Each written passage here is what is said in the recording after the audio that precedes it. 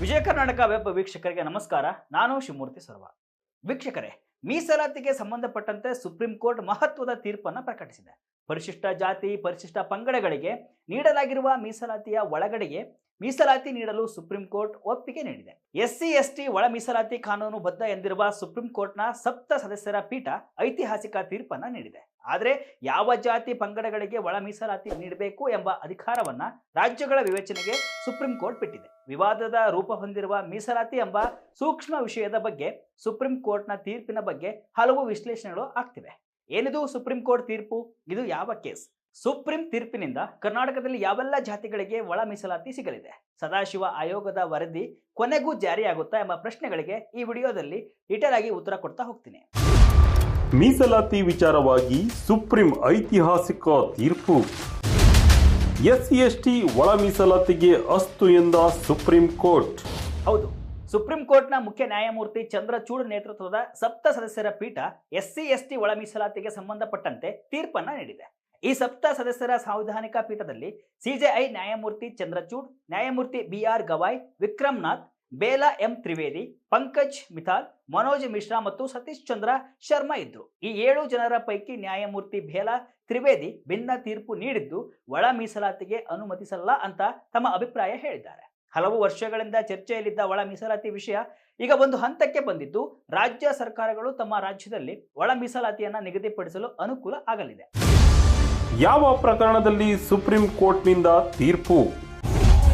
EV Chinnaiah versus Andhra ಕೇಸ್ನ supreme ತೀರ್ಪು ಮೂಲೆಗೆ. ಯಾವ ಪ್ರಕರಣದಲ್ಲಿ ಈ ತೀರ್ಪನ್ನ ಸುಪ್ರೀಂ ಕೋರ್ಟ್ನ ಸಾಂವಿಧಾನಿಕ ಪೀಠ ನೀಡಿದೆ ಎಂಬುದನ್ನ ನೋಡೋದಾದ್ರೆ, ಮೀಸಲಾತಿ ವರ್ಗದ ಸಮುದಾಯಗಳ ಉಪವರ್ಗೀಕರಣವನ್ನ ಒಳಗೊಂಡ ಪಂಜಾಬ್ ಪರಿಶಿಷ್ಟ ಜಾತಿ ಮತ್ತು ಹಿಂದುಳಿದ ವರ್ಗಗಳ ಕಾಯ್ದೆ 2006ರ ಸಿಂಧುತ್ವಕ್ಕೆ ಸಂಬಂಧಿಸಿದ ಪ್ರಕರಣದ ವಿಚಾರಣೆ ವೇಳೆ ಈ ತೀರ್ಪು ನೀಡಲಾಗಿದೆ. ಪಂಜಾಬ್, ತಮಿಳುನಾಡು ಮತ್ತು ಇತರ ರಾಜ್ಯಗಳಲ್ಲಿ ಅಂತಹ ಉಪವರ್ಗೀಕರಣವನ್ನ ಒದಗಿಸುವ ಕಾನೂನುಗಳ ಸಿಂಧುತ್ವವನ್ನ ನ್ಯಾಯಾಲಯ ಎತ್ತಿ ಹಿಡಿದಿದೆ. ಪಂಜಾಬ್ ಸರ್ಕಾರ ರಚನೆ ಮಾಡಿದ್ದ ಕಾಯ್ದೆಯನ್ನ ಪಂಜಾಬ್ ಮತ್ತು ಹರಿಯಾಣ ಹೈಕೋರ್ಟ್ ರದ್ದು ಮಾಡಿತ್ತು. ಇದಕ್ಕಾಗಿ ಇವಿ ಚಿನ್ನಯ್ಯ ಮತ್ತು ಆಂಧ್ರ ಪ್ರದೇಶ ಸರ್ಕಾರ ನಡುವಣ ಪ್ರಕರಣಕ್ಕೆ ಸಂಬಂಧಿಸಿದಂತೆ 2005ರಲ್ಲಿ ನೀಡಲಾಗಿದ್ದ ತೀರ್ಪನ್ನ ಹೈಕೋರ್ಟ್ ಬಳಸಿಕೊಂಡಿತ್ತು.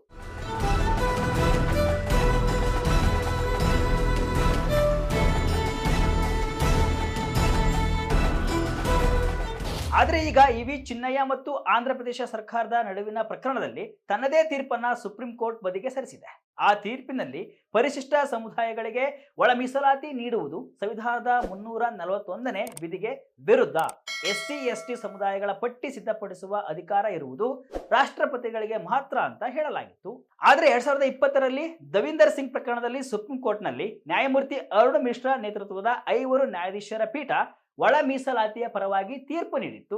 ಅದಾದ ಬಳಿಕ ಅಕ್ಟೋಬರ್ 2023ರಲ್ಲಿ 7 ನ್ಯಾಯಾಧೀಶರ ಪೀಠ ರಚನೆಯಾಗಿ ಪ್ರಕರಣದ ವಿಚಾರಣೆಯನ್ನ ನಡೆಸಿತ್ತು.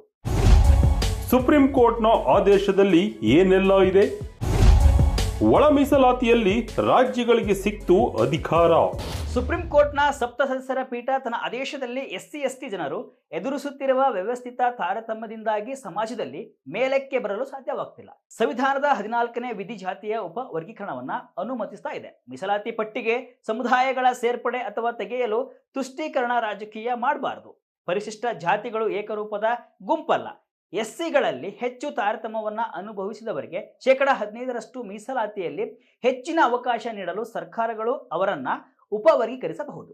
ಎಸ್ಸಿಗಳಲ್ಲಿ ಜಾತಿಗಳ ಉಪವರ್ಗೀಕರಣವು ಅವರ ತಾರತಮ್ಯದ ಮಟ್ಟವನ್ನ ಆಧರಿಸಿರಬೇಕು. ಸರ್ಕಾರಿ ಉದ್ಯೋಗಗಳು ಮತ್ತು ಶಿಕ್ಷಣ ಸಂಸ್ಥೆಗಳಲ್ಲಿ ಅವರ ಪ್ರಾತಿನಿಧ್ಯದ ಕುರಿತು ಪ್ರಾಯೋಗಿಕ ಡೇಟಾವನ್ನ ಸಂಗ್ರಹಿಸುವ ಮೂಲಕ ರಾಜ್ಯಗಳು ಮೀಸಲಾತಿಯ ಉಪವರ್ಗೀಕರಣ ಮಾಡಬಹುದು ಅಂತ ಹೇಳಿದೆ.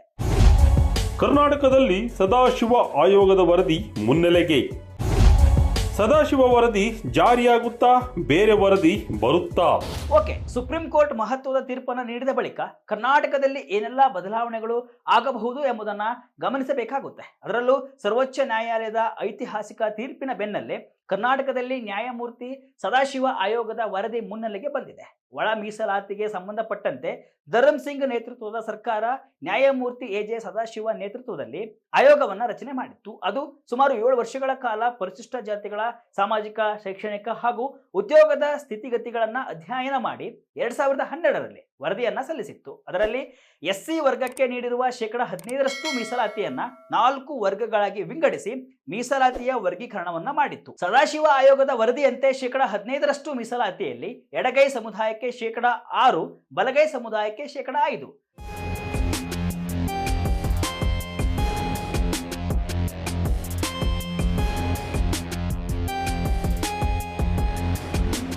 ಅಸ್ಪೃಶ್ಯ ಸಮುದಾಯಗಳಿಗೆ 3% ಹಾಗೂ ಇತರ ಸಮುದಾಯಗಳೇ 1% ಮೀಸಲಾತಿ ನೀಡಬೇಕು. ಆದರೆ 12 ವರ್ಷವಾದರೂ ಕೂಡ ಈ ವರದಿ ಜಾರಿಗೆ ಬಂದಿಲ್ಲ. ಇನ್ನು ಕರ್ನಾಟಕ ಸರ್ಕಾರ ಪರಿಶಿಷ್ಟರ ಮೀಸಲಾತಿ ಹೆಚ್ಚಳದ ವಿಚಾರವಾಗಿ ವರದಿ ಸಲ್ಲಿಸುವಂತೆ 2019ರಲ್ಲಿ ನ್ಯಾಯಮೂರ್ತಿ ನಾಗ್ ಮೋಹನ್ ದಾಸ್ ನೇತೃತ್ವದಲ್ಲಿ ಆಯೋಗವನ್ನ ರಚನೆ ಮಾಡಿತ್ತು. ಅದು ಅಧ್ಯಯನ ನಡೆಸಿ ಪರಿಶಿಷ್ಟ ಜಾತಿಯ ಮೀಸಲಾತಿಯನ್ನ 15%ರಿಂದ 17%ಕ್ಕೆ ಏರಿಸಬೇಕು, ಪರಿಶಿಷ್ಟ ಪಂಗಡದ ಮೀಸಲಾತಿಯನ್ನ 3%ರಿಂದ 7%ಕ್ಕೆ ಏರಿಸಬೇಕು ಅಂತ ಶಿಫಾರಸು ಮಾಡಿತ್ತು. ಇದು ಕೂಡ ಜಾರಿಯಾಗಲಿಲ್ಲ. ಬೊಮ್ಮಾಯಿ ಮಾಡಿದ್ದ ಒಳ ಮೀಸಲಾತಿ ಜಾರಿಗೆಯಾಗುತ್ತಾ? ಕಾನೂನು ತೊಡಕು ಅಂತ್ಯ, ಶೋಷಿತ ಸಮುದಾಯಗಳಿಗೆ ಲಾಭ. ಪ್ರಮುಖವಾಗಿ ಗಮನಿಸಬೇಕಾದ ಅಂಶ ಏನಂದ್ರೆ 2023ರಲ್ಲಿ ಬೊಮ್ಮಾಯಿ ನೇತೃತ್ವದ ಬಿಜೆಪಿ ಸರ್ಕಾರ ಒಳ ಮೀಸಲಾತಿ ಸೌಲಭ್ಯ ನೀಡುವ ಸಲುವಾಗಿ ಅಂದಿನ ಕಾನೂನು ಸಚಿವ ಜೆ.ಸಿ. ಮಾಧುಸ್ವಾಮಿ ನೇತೃತ್ವದಲ್ಲಿ ಸಂಪುಟ ಉಪಸಮಿತಿ ರಚಿಸಿತ್ತು.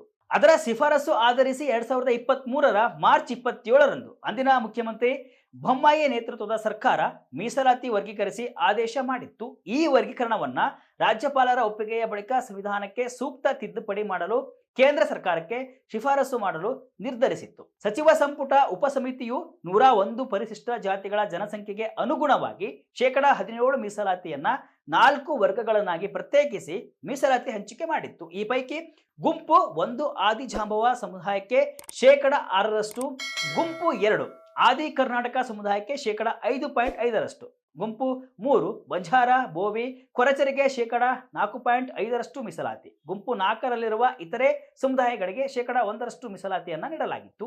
ಆದರೆ ಈ ಮೀಸಲಾತಿಯ ಶಿಫಾರಸನ್ನ ಸಂವಿಧಾನದ 9ನೇ ಪರಿಚ್ಛೇದಕ ಸೇರ್ಪಡೆ ಮಾಡಲು ಕೇಂದ್ರ ಸರ್ಕಾರಕ್ಕೆ ಶಿಫಾರಸು ಮಾಡಲಾಗಿತ್ತು. ಆದರೆ ಇದು ಕೂಡ ಕಾನೂನಿನ ತೊಡಕಿನಿಂದ ಜಾರಿಯಾಗಿಲ್ಲ. ಈಗ ಸುಪ್ರೀಂ ಕೋರ್ಟ್ ನೀಡಿರುವ ತೀರ್ಪಿನಿಂದ ಈ ಮೀಸಲಾತಿ ಜಾರಿಯಾಗುವ ಸಾಧ್ಯತೆ ಇದೆ. ಒಟ್ಟಿನಲ್ಲಿ ಒಳ ಮೀಸಲಾತಿಗೆ ಇದ್ದ ಸಂವಿಧಾನಿಕ ಅಡೆತಡೆ ಸುಪ್ರೀಂ ಕೋರ್ಟ್ನ ಐತಿಹಾಸಿಕ ತೀರ್ಪಿನಿಂದ ನಿವಾರಣೆಯಾದಂತೆ ಕಾಣ್ತಾ ಇದೆ. ಸುಪ್ರೀಂ ಕೋರ್ಟ್ನ ಆದೇಶವನ್ನ ರಾಜ್ಯ ಸರ್ಕಾರಗಳು ಯಾವ ರೀತಿ ತೆಗೆದುಕೊಂಡು ಸಮುದಾಯಗಳಿಗೆ ಒಳ ಮೀಸಲಾತಿ ನೀಡ್ತವೆ ಎಂಬುದನ್ನ ಕಾದು ನೋಡಬೇಕು.